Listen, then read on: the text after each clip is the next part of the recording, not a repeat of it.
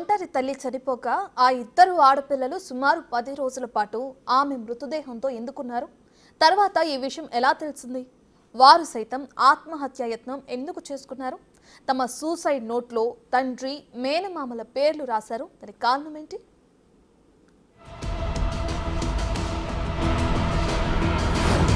వారాసిగూడలో దారుణం.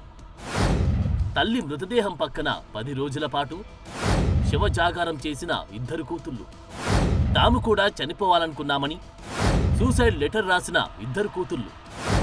సూసైడ్ నోట్లో మేనమామ తండ్రి పేర్లు. వారి వల్లే తల్లి చనిపోయిందన్న ఆరోపణ. అది సికింద్రాబాద్ వారాసిగూడ. జనవరి 22న లలిత అనే వివాహిత మృతి చెందింది. జనవరి 23న లలిత ఇద్దరు కూతుళ్లు రవళిక, యశ్విత సూసైడ్ నోట్ రాశారు. తాము కూడా ఆత్మహత్య చేసుకోవాలనుకున్నారు. కానీ ఎందుకో ధైర్యం చాలక అలాగే ఉండిపోయారు. అలా 1-2 రోజులు కాదు, ఏకంగా 10 రోజుల పాటు వారలా తల్లి మృతదేహం పక్కన శవజాగారం చేయాల్సి వచ్చింది. ఇటు చూస్తే బంధుమిత్రులకు కూడా ఆ తల్లి, ఇద్దరు కూతుళ్లు దూరమై చాలా కాలమే అయింది. ఇటు తండ్రి చూస్తే 5 ఏళ్లుగా దూరంగా ఉండగా ఉన్న ఒకే ఒక రక్త సంబంధీకుడైన మేనమామ సైతం సరిగ్గా అలాగే ఆ కుటుంబానికి దూరమై 3 ఏళ్ల కాలమైంది. దీంతో తమ తల్లి మరణ వార్త సైతం ఎవరికి చెప్పుకోలేక కుమిలిపోయిన ఆ ఇద్దరు కూతుళ్లు మృతదేహం కుళ్లిపోయే దశకు చేరుకోవడంతో స్థానిక ఎమ్మెల్యే దగ్గరకు వెళ్లి మొరపెట్టుకున్నారు. పోలీసుల సాయంతో ఎట్టకేలకు ఆ తల్లి మృతదేహానికి పోస్టుమార్టం నిర్వహించిన అధికారులు అంత్యక్రియలు సైతం చేశారు. ఇది ఇలా ఉంటే ఇద్దరు కూతుళ్లు రాసిన సూసైడ్ లెటర్లు తండ్రి రాజు, మేనమామ రమేష్ తో పాటు ప్రకాష్ రెడ్డి పేర్లు రాయడంతో వీరంతా ఒక్కసారిగా ఉలిక్కిపడ్డారు. తాము కొన్నేళ్లుగా ఆ కుటుంబానికి దూరంగా ఉన్నామని బిగ్ టీవీ ఫోన్ కాల్ చేయగా చెప్పారు మేనమామ రమేష్. 3 years నుంచి మాకు వాళ్ళ మాటలు మా దగ్గర రావట్లేదు. వాళ్ళు 3 years లో ఇచ్చుకూడలో ఉండేవాళ్ళు వాళ్ళు. ఓకే, ఆ పిల్లలిద్దరూ మా మేనమామనే కారణము అని చెప్పి మీ పేరు రాశారు సూసైడ్ లేఖలో. ఎందుకు రాశారండి అలా? ఏమో తెలియదండి. నిన్న 3 ఏళ్ళ సరే మా ఇంటికి రారు, ఇప్పుడు రమ్మని చెప్పారు. మీకు వస్తున్న రాత్రి సీఏతో మాట్లాడాను రాత్రి. ఓకే సార్ అన్నాడు సాగు చేయ బాబు అంటే మాకు వాళ్ళకి సంబంధం లేదు సార్, 3 years నుంచి గొడవలైనాయి, మేము రాము వాళ్ళు రారు, మా దగ్గరికే రారు. వాళ్ళ హస్బెండ్ ఉంటే ఎక్కడో వెళ్ళిపోయాడు. వాళ్ళ హస్బెండ్ ఎందుకు వెళ్ళిపోయారండి? వాళ్ళ హస్బెండ్ ఆయన హస్బెండ్ దగ్గర ఓయూలో జాబ్ చేసేవాళ్ళు. చాలా పెద్ద ప్రాబ్లం వాళ్ళది.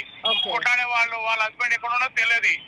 ఆ రోజు మాకు సంబంధం లేదు. నాకు 3 చెల్లెలు చనిపోయి లాస్ట్ చెల్లి. ఇక తండ్రి రాజును బిగ్ టీవీ పలకరించగా ఆయన ఎన్నో నమ్మలేని నిజాలు చెప్పారు. ఇటు తల్లి కోల్పోయి అటు తండ్రికి సైతం దూరంగా పెళ్లిడికొచ్చిన ఆడపిల్లలు ఇలా మిగిలారు. వీరి పరిస్థితి ఏమిటి అని బిగ్ టీవీ ప్రశ్నించగా ఆయన తన కూతుళ్ళని కూడా చూడకుండా ఎంతో ఘోరంగా మాట్లాడడం కనిపించింది. ఆ విషయం వారికే తెలియాలని, ఒకవేళ తన భార్య ఆత్మహత్య చేసుకుని ఉంటే ఆమెకు కూడా ఇదే అనుమానం వచ్చి ఉంటుంది కాబట్టి లలిత మృతికి సంబంధించిన అంశంలో తాను కూతుళ్ళని అనుమానిస్తున్నాను అని చెప్పుకొచ్చారాయన. నేను ఒకప్పుడు ఆటో నడిపిస్తాడు మేడ్చల్ కెంచి నేను ఒకటి ఆశ్రమం ఉంది రైట్ సైడ్ లో ఒక బాడీ అనేది నేను టాయిలెట్ పోతుంటే ఇలా బాడీ లట్కాల్సిందే. నేను నా రిలయన్స్ నెంబర్కి ఎంచి నేను 100 ఫోన్ చేసినా. నేను మళ్ళీ ఆశ్రమంకి ఎంచి రిటర్న్ వచ్చేటప్పుడు బాడీని తీస్తుండే, అక్కడనే ఆటో లారీ నడిపిస్తానంట ఆయన. అట్లాంటిది వీళ్ళు 8 దినాలు బాడీ ఇంట్లో పెట్టుకొని ఉన్నారంటే సంథింగ్ ఈజ్ రాంగ్. ఇంకొకటి వాళ్ళ ఫోన్ నెంబర్ ఏదో నాకు ఎరకలేదమ్మా, వాళ్ళు ఏడు ఉన్నారో నాకు ఎరకలేదమ్మా. లాక్డౌన్ నుంచి నేను ఇప్పటిదాకా ముఖం చూలేతాలి. ఆమెను తీసుకొచ్చి వారోజులలో ఓవర్ పెట్టిరు. బోడబండలో ఉన్నామే, శ్రీరామ్ నగర్లో ఉన్నామే, రహమత్ నగర్లో ఉన్నామే. ఆడికేంచి ఈడికి యూనివర్సిటీ కాడికి దగ్గరలో తెచ్చిపెట్టినారు ఎవరు.